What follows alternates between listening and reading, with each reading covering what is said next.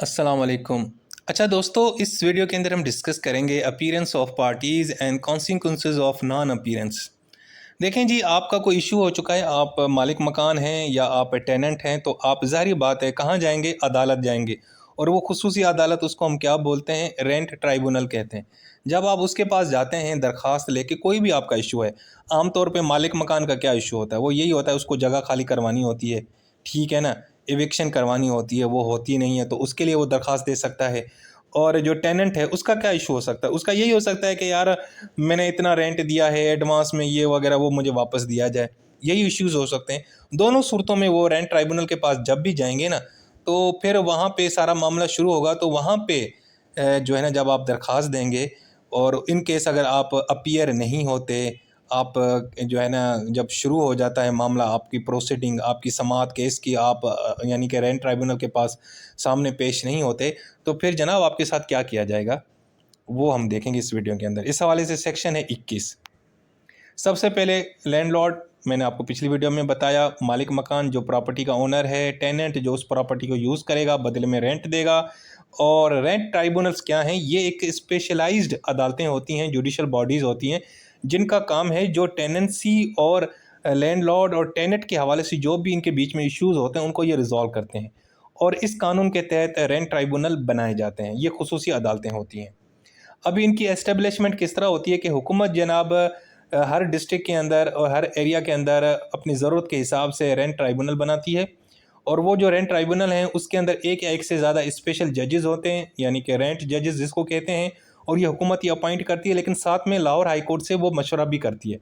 क्योंकि हम पंजाब की बात करें तो इसलिए पंजाब में अगर रेंट ट्राइब्यूनल बनेगा, तो हुकूमत जब भी उनको बनाएगी ट्राइब्यूनल को, तो साथ में ये लाहौर हाई कोर्ट से मशवरा करेगी। उसके बाद लाहौर हाई कोर्ट जजेस ऑथराइज्ड करेगा, सिविल जज भी कर सकता है, जुडिशल मजिस्ट्रेट भी, कि जनाब ये जो लोग हैं ना, एज ए रेंट ट्राइब्यूनल के अंदर काम करेंगे, अपनी खिदमत देंगे। और जो रेंट ट्राइब्यूनल हैं, इनकी एक्सक्लूसिव अथॉरिटी होती है इस केस के, इस कानून के तहत जो भी प्रॉब्लम्स होंगे वो रेंट ट्राइब्यूनल वाले ही हल करेंगे। यानी सिंपल यार, ये अदालतें हैं जिनको रेंट ट्राइब्यूनल कहेंगे, ठीक है? ये खुसूसी तौर पे बनाई जाती हैं। और आपको पता है, जो ट्राइब्यूनल होते हैं वो हुकूमतें बनाती हैं, लेकिन साथ में अदालतों से, लाहौर हाई कोर्ट से मशवरा करते हैं। दूसरा, अगर एक एरिया में बहुत सारे स्पेशल जजेस हैं, तो फिर जो लाहौर हाई कोर्ट है ना, वहाँ पे एक एडमिनिस्ट्रेटिव स्पेशल जज अपॉइंट करेगा जो उन सब के मामलात को देखेगा। तो ये होगी एस्टेब्लिशमेंट ऑफ रेंट ट्राइब्यूनल। अब हम ये देखते हैं कि जो मालिक मकान है या जो किराएदार है, इन दोनों को एक दूसरे से कोई शिकायत है। मालिक मकान जगह खाली कराना चाहता है, मिसाल ले लें, और जो टेनेंट है वो ये कहता है कि भाई मैंने जगह छोड़नी है, लेकिन भाई साहब तो मुझे सिक्योरिटी नहीं दे रहे, मैं क्या करूं, मैंने इतना रेंट पे किया हुआ है एडवांस में। खैर, कोई भी इशू हो, तो ये भाई साहब दोनों में से कोई भी एक रेंट ट्राइब्यूनल के पास जाएगा और वहाँ पे एक एप्लीकेशन देगा। और उस एप्लीकेशन, वो क्या होगी? एक तो वो रिटन होगी, उसको उसके ऊपर वो साइन करेगा, दोनों पार्टीज़ भी साइन कर सकती हैं। उसके अंदर फिर वो दोनों पार्टीज़ की डिस्क्रिप्शन लिखेगा। उसके बाद उसमें आपने मटेरियल फैक्ट्स बताने कि भाई मामला क्या है, किस बात का झगड़ा है, आप लोग क्या चाहते हैं। यानी मालिक मकान टेनेंट से क्या चाहता है और टेनेंट मालिक मकान से क्या चाहता है। और उसके अलावा जो रिलेवेंट डॉक्यूमेंट्स हैं आपने वो यानी कि लगा देने हैं, जैसे एग्रीमेंट वगैरह ये। लेकिन इन केस अगर मालिक मकान अपनी जगह खाली करवाना चाहता है टेनेंट से, और टेनेंट जो है ना उसके ऊपर बैठ गया है, कब्जा करके बैठ गया है, वो जा नहीं रहा, तो फिर वो उस सूरत में अगर वो कोई इस तरह की एप्लीकेशन देता है मालिक मकान रेंट ट्राइब्यूनल को, तो फिर उसको साथ में एफिडेविट भी जमा करवाना पड़ेगा। ठीक हो गया जी? रेंट ट्राइब्यूनल के पास चले गए कौन? कोई भी, चाहे मालिक मकान या टेनेंट। उसके बाद क्या होगा कि अब प्रोसीजर शुरू होगा, रेंट ट्राइब्यूनल अपनी अदालत लगाएगा।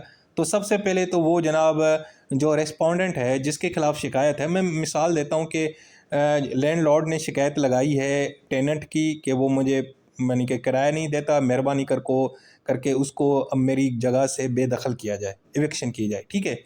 तो अब रेस्पोंडेंट यहाँ पे कौन होगा, बताएं मुझे?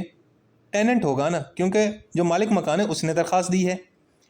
अब उसके बाद क्या अदालत क्या करेगी कि जनाब उसको नोटिस भेजेगी, किसको? टेनेंट को, जो रेस्पोंडेंट है, कि भाई मेहरबानी करके यहाँ पे आओ, तुम्हारे खिलाफ शिकायत आई है, ठीक है जी? अब होता यह है कि वो जो रेस्पोंडेंट है वो आता ही नहीं है, लिफ्ट ही नहीं कराता, कहता है मैंने नहीं आना, जो करना है करो। मतलब दिल ही दिल में कहता है, जाता नहीं है। अदालत उसके घर पे कुछ चीज़ भेजती रहती है, नोटिस वगैरह देती है, वो जाता ही नहीं है।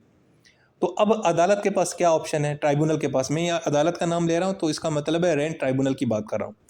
तो सबसे पहले तो ये करेंगे यार, उसके जहाँ पे घर है, जहाँ पे एड्रेस है, जहाँ पे वो रहता है, उसके बाहर जाके वो एक नोटिस लगा देंगे कि भाईजान अदालत में पेश हो, ये हो। उसके बाद भी अगर वो भाई साहब बाज नहीं आते, रिस्पोंडेंट वहाँ पे अदालत में पेश नहीं होता, तो आप अखबार में इश्तिहार दे देंगे, ठीक है जी। उसके अलावा भी नहीं आ सकता तो इलेक्ट्रॉनिक मीडिया का इस्तेमाल करें, टीवी पे इश्तिहार चलवा दें, नहीं तो सोशल मीडिया पे चलवा दें, फेसबुक पे चलवा दें, कुछ भी इस तरह कर दें। अगर उसके बाद ही भाई साहब नहीं आते और आपने ये सारे लवाजमात पूरी कर ले, तो फिर उसके खिलाफ एक्स पार्टी जो प्रोसीडिंग है वो इशू कर दें, यानी एक्स पार्टी ऑर्डर दे दें कि भाई अब ये मामला जो है ना एक तरफा चलेगा, जो रिस्पोंडेंट है वो नहीं आ रहा, सो अब ये यानी कि एक तरफा प्रोसीडिंग चलना शुरू हो जाएंगी। अब होता ये है कि उसी दौरान जनाब वो जो रिस्पोंडेंट है ना, उसको पता चल जाता है, वो जाग जाता है कि यार मेरे खिलाफ तो एक्स पार्टी ऑर्डर आ गया, यानी अब मेरा जो मुकदमा है उसमें मुझे नहीं सुना जाएगा, क्योंकि उन्होंने मुझे तो पता नहीं क्या क्या नोटिस भेजे, कभी वो जनाब घर के बाहर उन्होंने छाप दिया, कभी अखबार में इश्तिहार दिया, कभी इलेक्ट्रॉनिक ये वगैरह। तो अब मैं क्या करूं, अब मेरे पास क्या ऑप्शन है? तो भाईजान वो भागा भागा अदालत के पास जाएगा और सिर्फ 10 दिन के अंदर, जाना भी 10 दिन के अंदर है। कौन से 10 दिन? वो 10 दिन जिस दिन दिनों में इस अदालत ने वो फैसला दिया था एक्स पार्टी का। तो रेस्पोंडेंट भाग के वहाँ जाएगा, उनको कहेगा हुजूर आई एम सो सॉरी ये वगैरह, मैं जनाब मुल्क से बाहर, तो कोई भी रीज़न देगा, काइंडली मैं अब ये मुकदमा फ़ाइट करना चाहता हूँ, तो आप पहले तो ये जो एक्स पार्टी ऑर्डर है इसको तो आप मेहरबानी करके सेट असाइड करें, इसको कालअदम करें, मैं मुकदमा लड़ना चाहता हूँ। फिर आपने जो दरख्वास्त देनी है ना कि आप मुकदमा लड़ना चाहते हैं और मैं आप माजरत करते हैं कि मैं आपके बुलाने पे नहीं आया, तो फिर आपने अदालत को बताना है कि भाई इसका रीज़न क्या है, सफिशेंट कॉज बताना है कि भाई क्यों आप नॉन अपीयर हुए। तो आपने फिर बताना है, कोई कहानी बता देनी है, मैं बाहर चला गया, मैं उम्र पे चला गया, मैं हज पे चला गया, मैं ये मैं वो, ठीक है जी। और साथ में फिर आपने अदालत को दरख्वास्त देनी है कि वो जो एक्स पार्टी ऑर्डर है उसको सेट असाइड किया जाए, उसको साइड पे कर दिया जाएगा, और मुझे जनाब केस फाइट करने का, जिसको लीव टू कंटेस्ट कहा जाता है, मुझे उसका इख्तियार दिया जाए। उसके बाद फिर अदालत की मर्ज़ी, अगर अदालत सेटिस्फाई हो जाती है, रेंट ट्राइब्यूनल मुतमिन हो जाता है, तो उसकी एक्स पार्टी जो है ना प्रोसीडिंग ख़त्म करके उसको नॉर्मल दोबारा केस शुरू हो जाएगा, वो रिस्पोंडेंट अपना पेश होगा, अपना केस की जो है वो चीज़ें पेश करेगा और केस आगे चलेगा, ठीक है जी। अच्छा, तो ये मैंने बता दिया रिस्पोंडेंट का, रिस्पोंडेंट साहब नहीं आएंगे तो क्या होगा। लेकिन इन केस जिसने दरख्वास्त दी है वही भाई साहब गुम हो जाएंगे, तो फिर क्या करेंगे? यानी मालिक मकान ने टेनेंट के खिलाफ दरख्वास्त दी थी और खुद जनाब मुकदमे में आते नहीं है, तो पहली फुर्सत में तो ट्राइब्यूनल कहेगा कि भाई इसकी एप्लीकेशन को डिसमिस करो, उड़ा दो, फाड़ के बाहर फेंकेगी। कहते हैं ये क्या टोपी ड्रामा है, एक तो हमारे पास दरख्वास्त लेके आता है और खुद ही मुकदमे में यानी कि केस में पेश नहीं होता, ठीक है।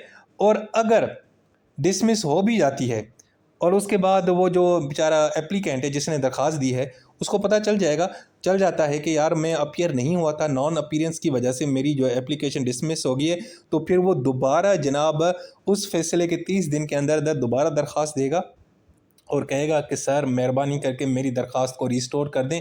वो दरअसल ये हुआ था कि मैंने एप्लीकेशन तो फ़ाइल कर दी थी, मैं बाहर चला गया था, मैं गुम हो गया था, मैं वो वगैरह, इस तरह मेरी शादी हो गई थी, मतलब कोई भी रीज़न दे देगा। तो अदालत को अगर बेहतर लगेगा तो उसकी दरख्वास्त को दोबारा रिस्टोर कर देगा और मुकदमा दोबारा चालू हो जाएगा। तो दोस्तों ये थी हमारी दूसरी वीडियो। इस वीडियो के अंदर मैंने ये बताया कि इन केस आप रेंट ट्राइब्यूनल के पास जाते हैं, चाहे आप लैंडलॉर्ड हैं या टेनेंट हैं, तो उसके बाद अपीयर होने का क्या प्रोसीजर है, और अगर आप अदालत में यानी रेंट ट्राइब्यूनल के सामने पेश नहीं होते तो फिर भाई उसके इम्पैक्ट्स, उसके रीज़न्स, उसके वजूहात, उसके कॉन्सिक्वेंसेस क्या होंगे, वो मैंने सारे आपको बता दिए। अपना बहुत सारा ख्याल रखें।